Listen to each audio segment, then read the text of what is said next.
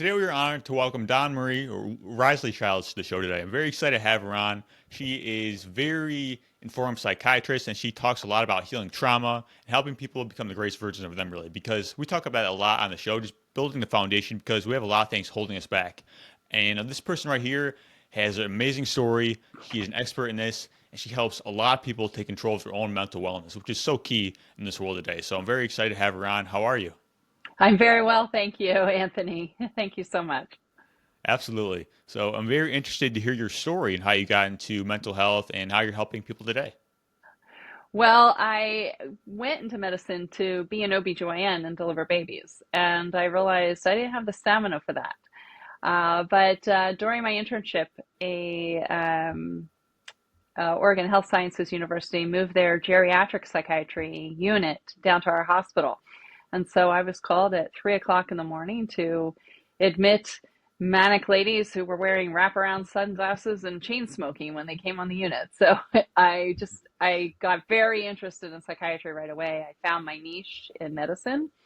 And I think the real question is why am I not a forensic psychiatrist when you look at it from a sociological perspective?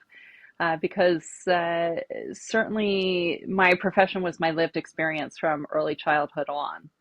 And the only reason why I'm not a forensic psychiatrist is because I crashed my parachute the day before I was due to complete my CV and my application. I had a concussion and it took a while to recover. So that's why I'm not a forensic psychiatrist. But for most of my career, I've been involved in forensics and forensic psychiatry. I've taken care of some of the most gravely ill people in the state of California and Connecticut. And, now I'm at a different level in my life where that's no longer sustainable. But here I am encouraging other people to heal in other ways, especially for trauma and looking at the preventative aspects of trauma. How do we prevent trauma from occurring? And that requires people in the know. And it requires, I think there needs to be something in the schools about how to be a parent. I think that needs to be a school requirement, how to be a better parent. And teaching children how to set boundaries with their parents. And just introducing kindness into our schools from a young age. I love it. Yeah. I mean, that's so important because a lot of things we're taught, it's like,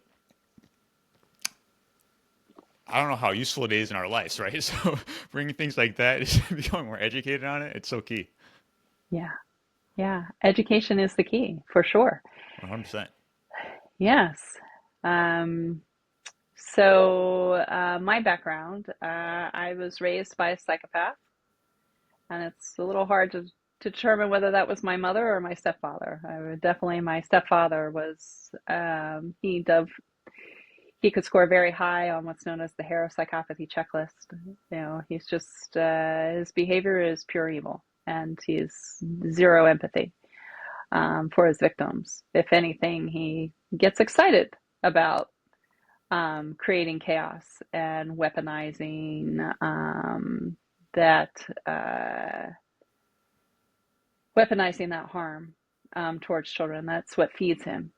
And there are evil people in the world that feeds them. Your suffering feeds them. Um, I've always been the one who's wanted to end that suffering. But really, you have to want to end the suffering yourself. So this is really a journey for self-healing for myself. But, others can heal, and they have to recognize that they can heal, that the body has the inherent capacity to heal itself. You just need some tools. And, psychiatry doesn't have all the answers. We've never had all the answers, but we also don't even have the tools. And there's to a point where I've reached in my career that the tools are not available for me to give, especially for trauma. Things like SSRIs, Prozac, Paxil, Zoloft, the brand names of the SSRIs, they're more of a band-aid. They can mask some pain, they mask things that occur, they can make you feel a little better, but there's an emotional numbness that it creates that it's not curative and it doesn't cure the symptoms. And you really have to work through that trauma in order to be able to help yourself. And in working through that trauma, it has to be through the right materials. And some problems with therapy, with when you have trauma therapy, is that talking about it and repeatedly talking about it actually creates growth towards the trauma itself. And many people find symptoms worsen than getting better. But with psychedelic therapy, something else happens. The brain rewires itself and it no longer holds on to the pain of the experience that you had, but it helps you release the pain. Now, as far as all the mechanisms of action, I can't tell you that, but I have friends who can and mentors who can are much better at explaining it than I am. But I can tell you from personal experience that the same pain that existed before doesn't exist now. But my empathy is so great towards others that I take on their pain. And for me, it's no longer an option for me to continue as a psychiatrist in that capacity because the empathy is just too great. I take them on too much. Yeah, very interesting. I mean, Yeah. something you mentioned there is like our body is designed to heal, right? I Yeah, think that's it so is. important because just Absolutely. having that belief, because a lot of us, we kind of carry around this belief that we're broken in a sense, so we can't get better. And once you actually have the understanding, it's like it kind of opens up possibility for you in a sense. Yeah. Yeah. Yeah. And you had shared how there's also different types of psychiatry. I'm kind of interested in hearing about that. You want to get into a little bit? Well, sure. What are your questions? Yeah. So you mentioned like there was you talked about a certain type of psychiatry in the beginning. I'm just was there different types? Like, is there things that people should know about if they don't want to get into it at all? So psychiatry in itself is a specialty in the field of medicine, and then there are subspecialties. So just like you have a surgeon, you also have a neurosurgeon, you might have an orthopedic surgeon, you might have a general surgeon. Psychiatry, general psychiatry, you treat mostly adults, usually adults, but you can, treat to your comfort level as far as children and adolescents all the way up to geriatrics. But there are some people who specialize in nothing but geriatric psychiatry. So they see everyone who's over the age of 65.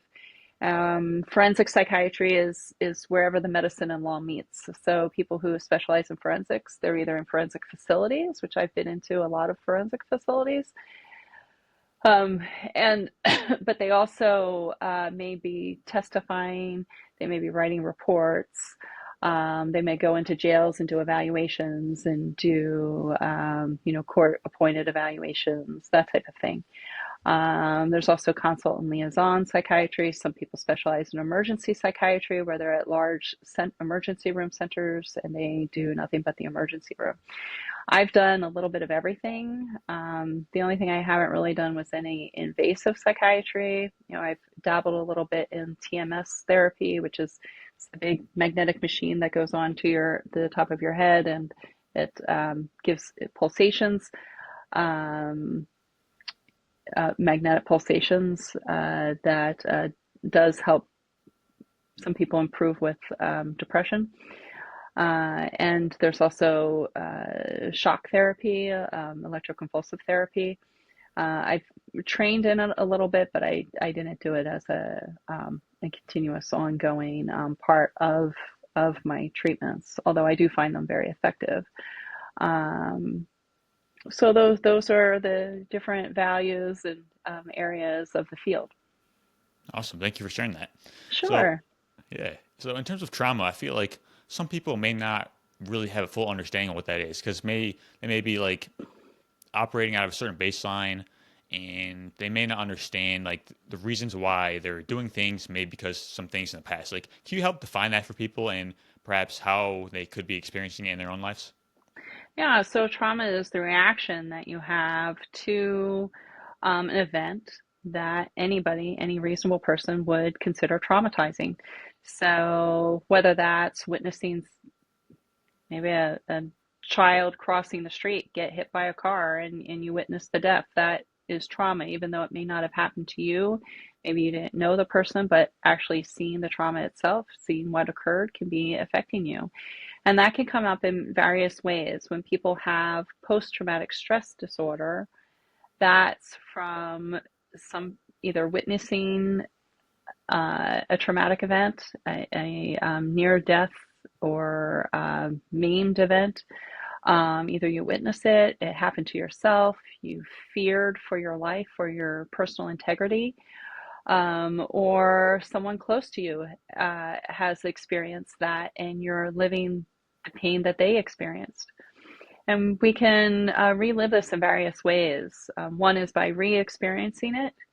Re-experiencing it is through nightmares, just sitting there, standing there at the kitchen sink, washing dishes, and you have what's known as intrusive thoughts. You start thinking about what had occurred. It can be as severe as reliving the trauma, where you feel as though, whether it's for seconds or minutes, that you are actually still in that place where those traumatic events occurred. You can feel it in your body. You can have physiologic responses to what had occurred.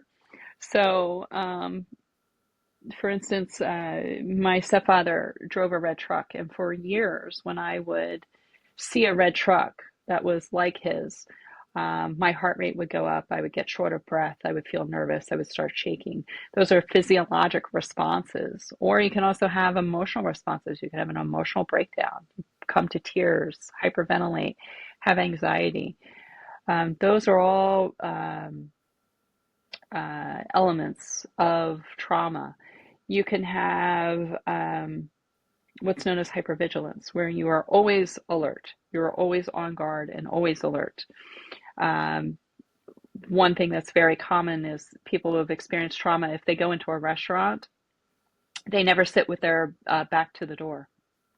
They will always choose one of the furthest seats away in the corner so that no one is behind them and so that they can always keep an eye on the door, or they always know where all the exit signs are.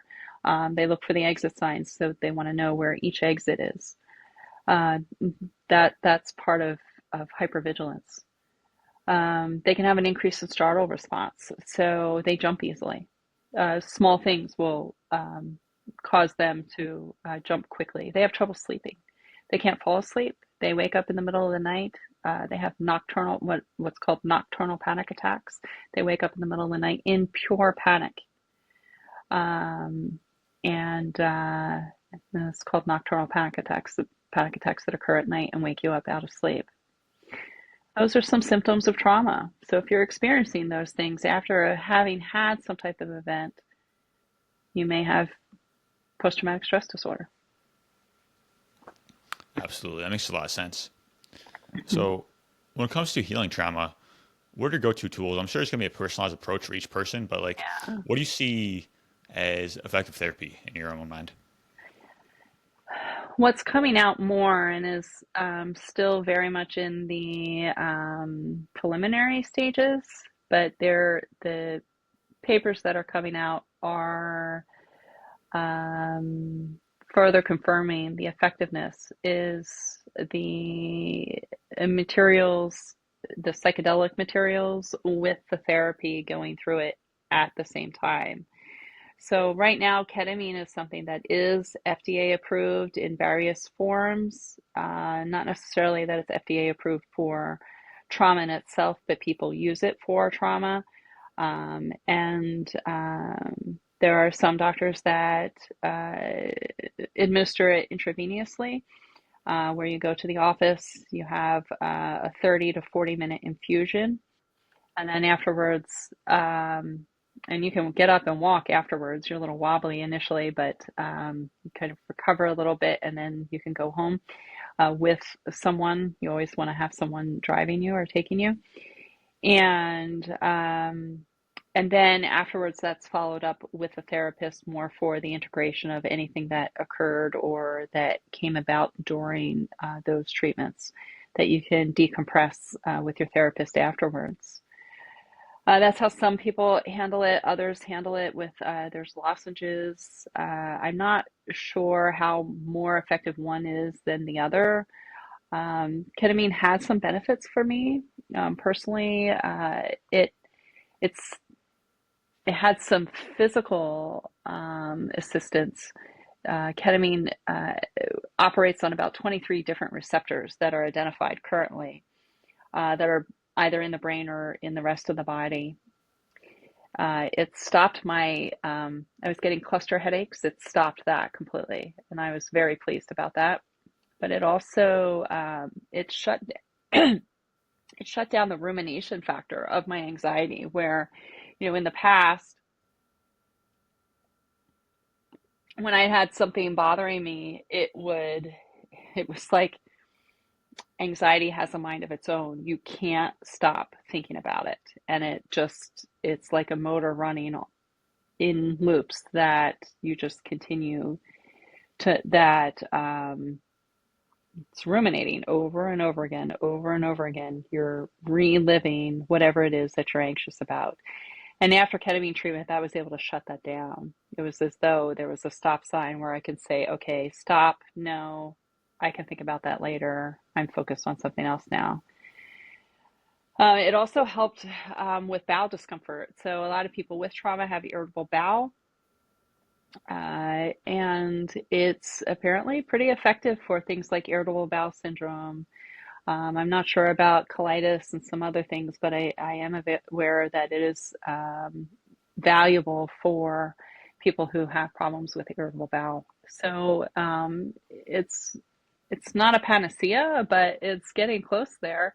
There are quite a bit of things that it can treat. So it's a pretty amazing drug. They use it a lot in the emergency rooms. A friend of mine uses it all the time especially with teenagers, that, if he has to reset an arm or do some minor procedures, he'll put them on ketamine, and they don't feel a thing. They're, paralyzed, but they can still talk, and um, a lot of things come out of the unconscious where mothers are horrified by what their sons say, he said. But as far as the other psychedelics, they do work in conjunction with treatment. So the treatment is active while you're under the influence of the psychedelic medicine, whether it's mushrooms or LSD or MDMA. And it helps you work through and really get to the pits of where those are located in your body. So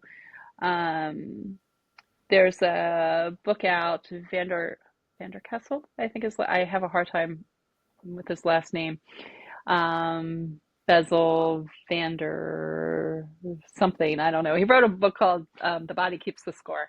And what he reiterates in his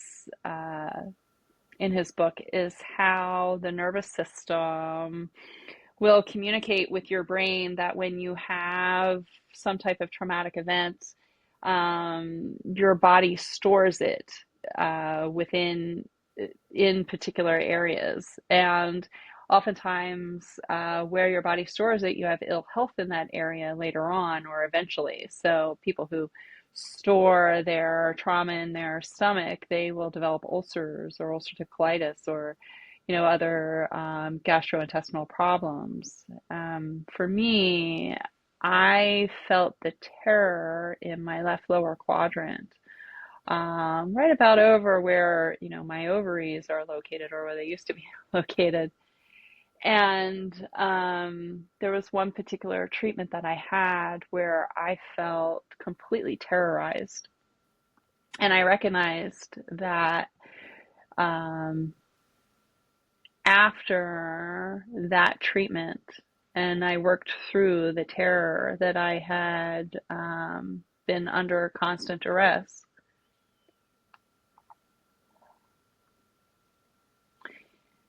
That area was gone. It was eliminated. And it felt for days afterwards, it felt as though there was, it was almost as if I had surgical removal. You know, I've undergone surgery before. I had a cholecystectomy. I had a gallbladder operation a few months after my second child was born. And for days later, I could feel, the nerves are still, even though the organ is gone, the nerves that were attached to that organ are still there. And they're trying to figure out, well, like, wait a minute, where's that organ located? Like, we're looking for it. It's not there. And those nerves are still activated. And you knew that there was something missing. And I felt the same, just as I felt after that cholecystectomy, I also felt the same thing after that treatment, that the terror was gone. It was almost as if like an organ had been missing. It was, if you could use that metaphor, if that metaphor makes sense to you. Absolutely. I appreciate you Yeah. sharing that. Yeah. Yeah. So, if people are experiencing trauma right now, what can we look forward to on the other side? Like, what does doing all this work actually entail? Like, what life can people actually live and what is possible for them after they get to the other side of that thing? Well, when you carry trauma around with you, there's a heaviness that you have. And some people have described it, I've heard it described by first responders, that you have a backpack, and the first time you witness something bad happen to someone, you throw a rock in that backpack. It's not too heavy. You can still carry it, but you notice that it's a little heavier. And with each subsequent event that occurs, you throw another rock into that knapsack, to the point where you're carrying this 250-pound knapsack full of rocks on your back. And it gets to a point where it's just too heavy and you can't carry it any longer. And when you work through the trauma in such a way that I have, that knapsack gets a lot lighter. You don't need, this bad thing that happened to me anymore. That's gone. This rock can now be thrown off to the side. And, you just become lighter. You become physically lighter. You feel physically lighter. You feel mentally lighter. I still have quite a bit that I'm working through. My journey is not over. It takes time. I'm looking at a 3-year journey total, maybe more, because of the gross amount of trauma that I carried from early childhood, from my earliest memories until I was 24 when I left. And then, and there's still things in my adult life that, that came about that I'm working through. So there's lightness on the other side. But it's not just, it takes more than just the psychedelics themselves and the working through the trauma. It also involves that you need to relearn how to regulate your nervous system. And something that I had a problem with is there's something called the polyvagal theory, where your vagus nerve is a central nerve that comes down from your brain and into your body. It has 3 parts to it. One of those is central. And when we hear about things like come to center in yoga, or when we're looking at coming to our center, what we're doing is we're regulating that center portion of the vagus nerve. And learning to regulate that is something that's very important, because it's what helps you get out of bed in the morning, or when you're running around like a chicken without a head, you have to learn how to re-regulate it so that you can come back to center and be calm again and take care of whatever business you need to take care of, or to rest. And so there are various ways to do it, to help learn how to regulate it. I use several methods. I do meditation. At night, I enjoy something called yoga nidra. Psych tech that I worked with introduced me to that. Um, it's a type of yoga that really brings you back into your body where you are, uh, you focus on one body part at a time. So you focus all your attention to your thumb, then to your first finger, then your second finger, then your third finger, then your fourth finger, then the palm of your hand. When you have a guided meditation through this, it takes you to each small body part and then eventually into your entire body. So it's really excellent for people who have trauma because they sometimes have those out of body experiences or that mental detachment from themselves, from their own body, because if they were attached to their body, they're going to feel everything all at once. And so it's essentially like a fear-based detachment. This helps bring you back one small portion at a time and gently. So I like yoga nidra for that, and then it helps relax me and I can fall asleep.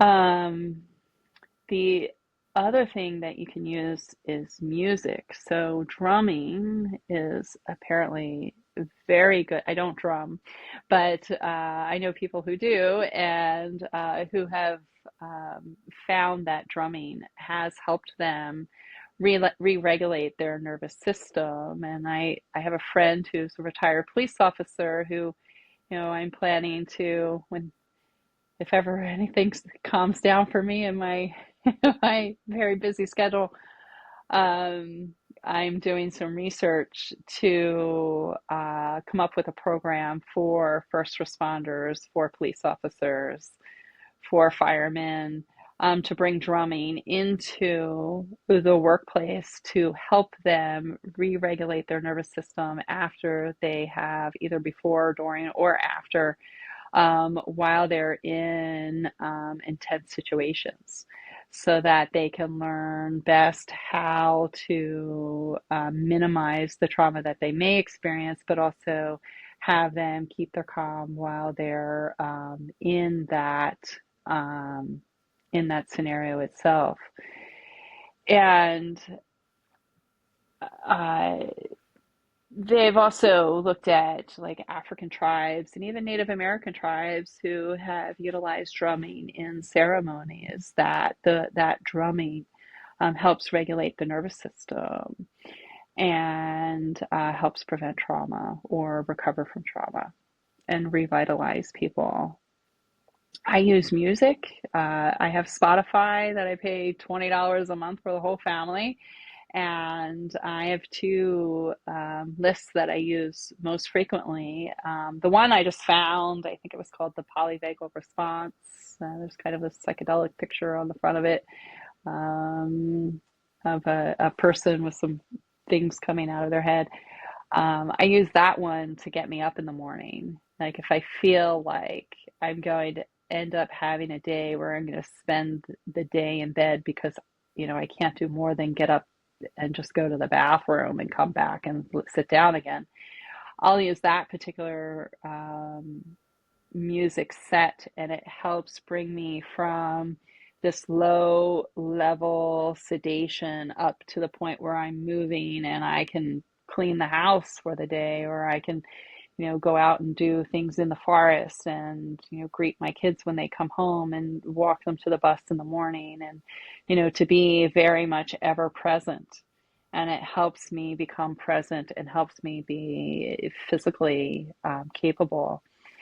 And then I have another one that I created for a friend. I think I used Grok, that's based off of X, their AI.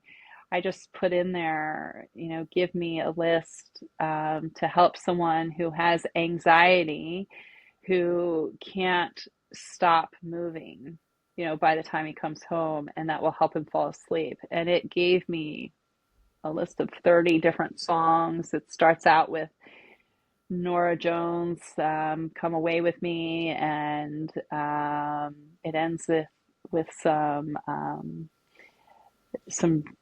chanting from this group. I think that's in like the Gregorian chant choir or something to that effect. And Nusrat Fateh Ali Khan and some other regulatory stuff where that rhythm brings you from this faster paced rhythm into something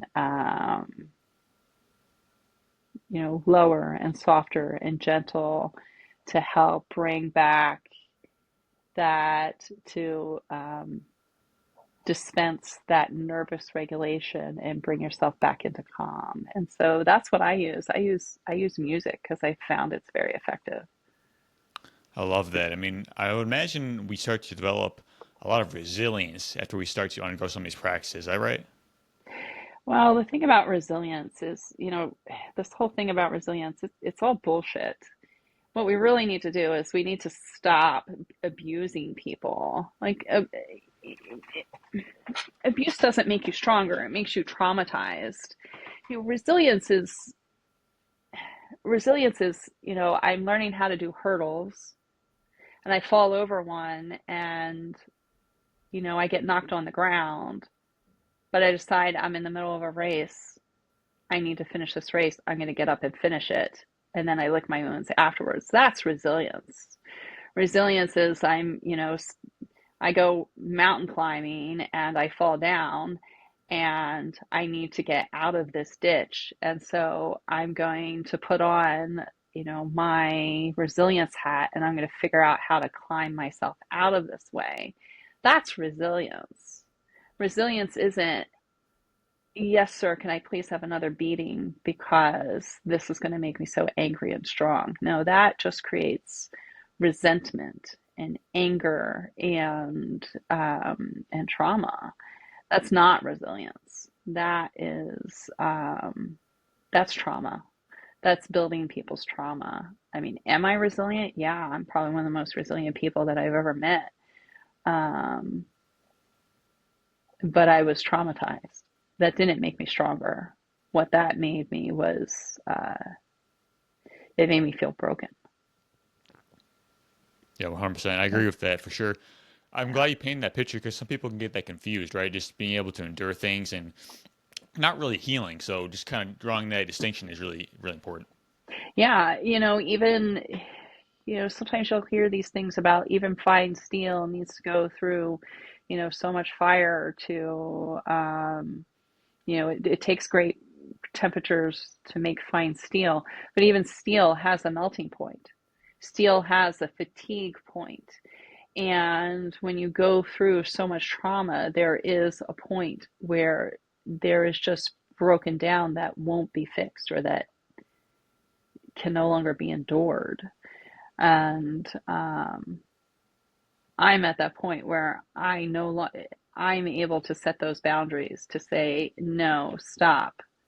Your abuse is not welcome here. And that's the strongest thing I think someone can say. Yeah, I mean, just being able to have that personal agency within yourself, like things you accept, things you will not accept, right? Things you will Hmm. tolerate, things you won't. It's having that standard within your own life and upholding that. And I think that's key to have a sense of healthy well being. Hmm. Yeah. Yeah, those self Hmm. regulation tools are so key, as you mentioned, because even if we're like healed in our lives, things are going to Hmm. happen, right? Challenges are going to happen. And being able to have these tools at our disposal to be able to utilize, I Yeah. think I like to look at these as skills as well because we can get better at these things like journaling, meditation. Like these are things that we can have fun with in a sense and kind of learn and get better. That's kind of how I look at it. Yeah. I start my morning with gratitude.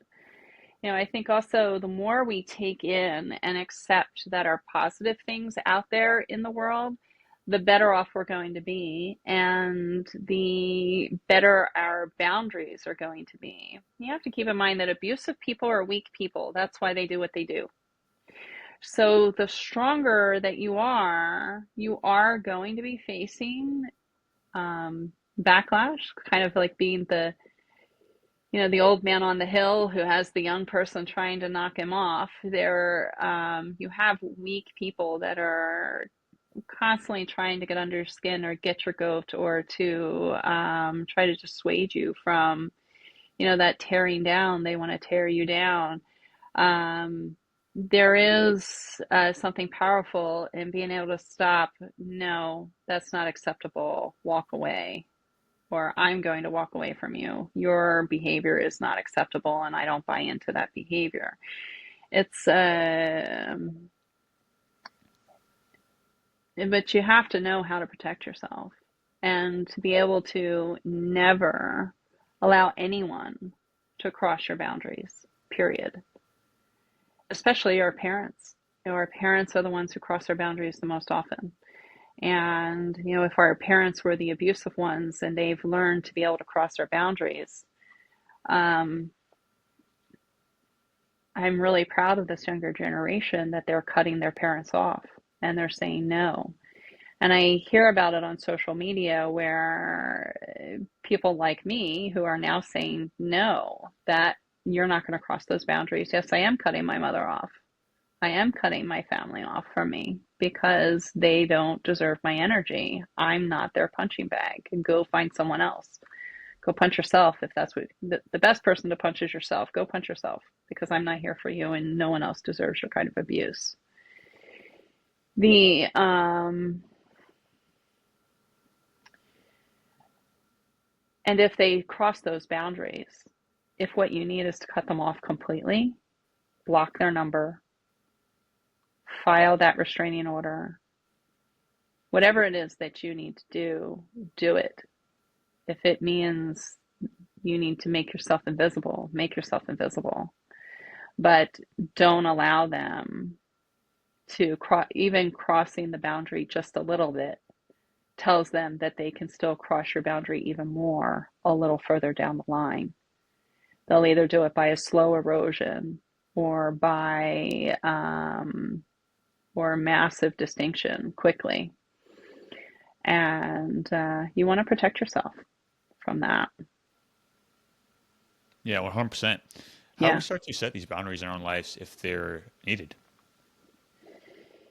It's really knowing where your no is and how to learn how to ground yourself. I think one of the biggest things that taught me some boundaries was a course called Model Mugging. It's a course that's only available to women. And it's a course for teaching women how to defend themselves using their own bodies against being raped. And of course, the first part of that is prevention, is being able to talk someone down to just leave you alone. All my life since I was a little girl, I've had creepy men creep me out or attempt to invade my personal space. When I was a girl, it was, oh, well, you're so pretty. When you grow up, will you marry me? This is an adult talking to a child. It's just the ick factor is like, no. Like, first of all, I'm 9 and you're an old man and you smell like, you're not my Prince Charming. You're disgusting. And, these are the types of boundary violations that people have made to me. It's an awareness that your body belongs to you. I remember being in the 4th grade and a boy pinched my butt. Maybe I was in the 5th grade. And I turned around and I slapped him. It's teaching children that they have a right to defend their own bodies. And unfortunately, in school, the kids are taught to do just the opposite. No, you can't fight in school. No, you have a right to defend your own body. And I've taught that to my children, and I've talked to, and I'm doing some education right now with my son's school about what is reactive abuse. We have kids my son has kids who are needling him to the point where he screams, yells, curses, and reacts. And, he has this reactive abuse pattern that's been going on with some kids at school. But he gets in trouble. And I've had to explain to the school, this is what's really going on. And when you have this situation, you need to look at the kid who's needling him and stop punishing my son for this. I've had it myself in, on psychiatric units. I remember having this woman who was manic, and she was feeling amorous because she was in a manic state. And she went after another guy who was also manic, and she was looking to get together with him. And I heard him screaming. But what he was screaming for was for help, because he was telling her, get away, get away, get away, because she wouldn't leave him alone. And my whole team went over to him because they were ready to, put him in restraints because he's agitated. And I talked to him. I said, what happened? And he told me what happened. I told the team, he's fine, leave him alone. Go give her the medications, So I had her get medicated because she was the source of that agitation, not him. And I recognized that. I recognized what was going on. And it's really, you got to be open-minded when you're looking at this to look at the whole big picture. We need to stop blaming the victim. We often blame the victim. This happened to me very recently. We keep blaming the victim, and we're not actually looking at who is the perpetrator. And we've got to look deeper at the perpetrator and really be able to see what the victim is seeing, because the victim is having a normal reaction to being acutely traumatized. And the calm one is actually the perpetrator, because he's turned that appearance during the acute reaction when the audience finally comes. Yeah. I Yeah, mentioned like these people who are trying to tear people down and control people, it's a state of weakness, and that's so yeah, true. Like using me as an example, I'm on elevation, right? Like how can I grow? How can I serve? And it's exactly. a totally another way of being. It's a Yeah, real strength. yeah. Yeah, absolutely. And that's really when we're looking at God's purpose, when we're looking at finding what is our purpose of being here. Our purpose is to improve humanity and to serve humanity. That was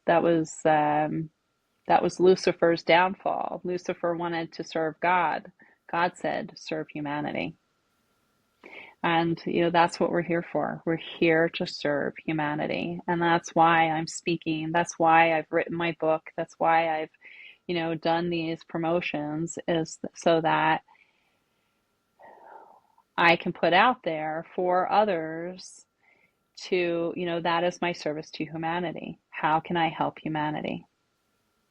Yeah, How like can you I just help mentioned, people heal? How can I prevent further trauma from occurring for other people? 100%. Yeah, purpose. It's all about growth and service for sure. Hmm. Yeah. So when it comes to trauma and recovery and everything that entails, like you mentioned setting boundaries and how we can kind of uphold these things with ourselves, but I'm sure Hmm. that things are going to happen along with that. Like if people are challenging our boundaries, and how do we start to, I guess, have the sense of strength within ourselves to keep on going, right? Because I hear a lot of times we just kind of give in, like it's not, it's kind of a loose type of boundary. It's usually because, yeah, no, there's no loose boundary. A boundary is a boundary. We don't need to calculate y equals mx plus b for the line that's crossed there. We can, you need to be firm with every boundary, no matter how big or small. That's where you need help. You need assistance. And oftentimes those perpetrators isolate their victim, and they triangulate others, or they split off others so that they have easier access to their victims. You need a team. You need a coach. For my healing to begin, I reached a point in my 50, I'm 56 now. This journey is now about 4 years old, um,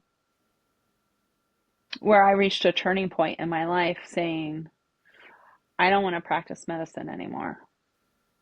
I mean, I hadn't wanted to practice medicine for at least 10 years, but there was something that, like, I came to a point where I just said, is this all there is? This isn't my life's work. This is my life's purpose.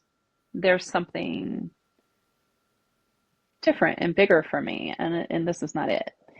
And and so I hired a coach. I found a physician coach, someone I had heard speak in the past, and he took me through a few rounds of Brendan Burchard's coursework, and as I went through that, um, I recognized that what was really holding me back was my trauma. And I had been looking at alternatives for a while, but didn't make the move. And I felt very stuck. And he helped me get to that point of feeling stuck to doing something about it. And once I started doing something about it, I started gaining momentum for that healing process. But I had also needed a team. I needed a support team. And my friend Ed had mentioned my class. We had missed our 25th reunion from medical school. So many kids these days, they feel very isolated in school, and they don't have their group, or they don't have their team. For me, that sense of belonging didn't come to fruition until I was in medical school, and then I was with my people.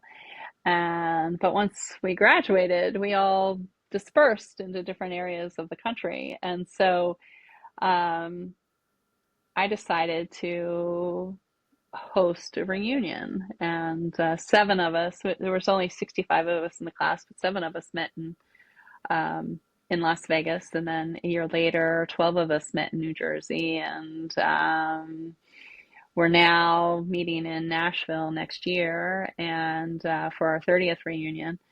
And but they were my family, and so I got them together. And since then, we have had continuous contact with one another, and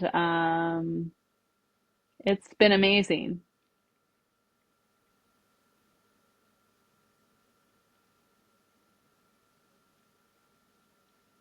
Yeah, I don't know who's not connecting, you or me.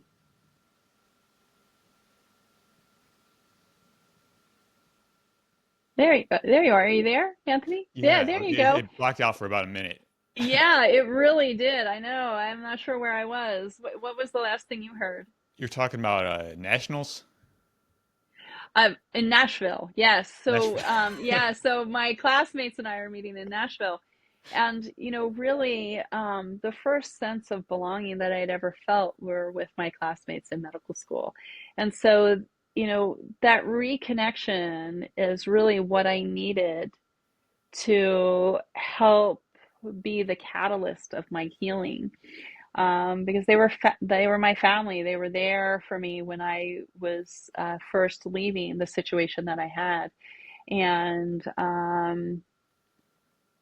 with them, through them, and through psychedelic healing, and recognizing that the source of all my trauma began with my mother. That my mother was the one that was recruiting others to perpetrate that violence towards me. And yeah, having to cut her off completely financially. I mean, I was supporting my mother financially, sending her money every month. I was giving her a phone so that she would have that. I was giving her money so that she get a haircut or get her nails done, that kind of thing. Meanwhile, sacrificing my own needs to meet hers. And of course, that was what she taught me to do from the very beginning, was to sacrifice myself. So having that cut off, I've always tried to set smaller boundaries when I was with her, when she would be verbally abusive. And it was the point where she would reverse the victimhood, where she would antagonize me to the point where I would say, stop that. She would do it again. I asked you to stop. She would do it again. I would yell at her, stop. Oh, you're hollering at me. You're just terrible. You're mean. You're cruel. And then she would be the victim. And this is what abusers do. They reverse victimhood. And when they, it's really diabolical. I mean, it creates such a, for the victim, it creates so much for the victim. And if you have someone that does those things to you, you need to cut those people out of your life. You really do. You can't have, there is no reasoning with those people. You want them gone. Whether it's your husband, whether it's your parent, whether it's a friend, you need to cut them out. And even the same goes with the people who are always the victims. They call you, they're energy vampires. I've heard it called. I've heard people who contact me and there's always a sob story. There's never anything positive. It's just sucking you, you feel, if you have people who, after you've spoken to them, that you feel completely drained, they're sucking all of your energy out of you, and it's time to let those people go. And, they need to go hire their own therapist and pay somebody to do that, because your autonomy is worth so much more, and you're not going to help anybody by absorbing all of that information. Yeah. You had mentioned being an empowering community and finding a coach. I think that's really, really important because I know not everyone's going to resonate with us. So finding our people and people uplift you, right? People want to elevate Yeah, you and support exactly. you and support you through hard times, right? Because like I find if you're just an empowered individual, like you're not gonna like put up with any of that nonsense, and it won't even be attracted to you, right? But the key is getting there, right? Yeah. It's a journey.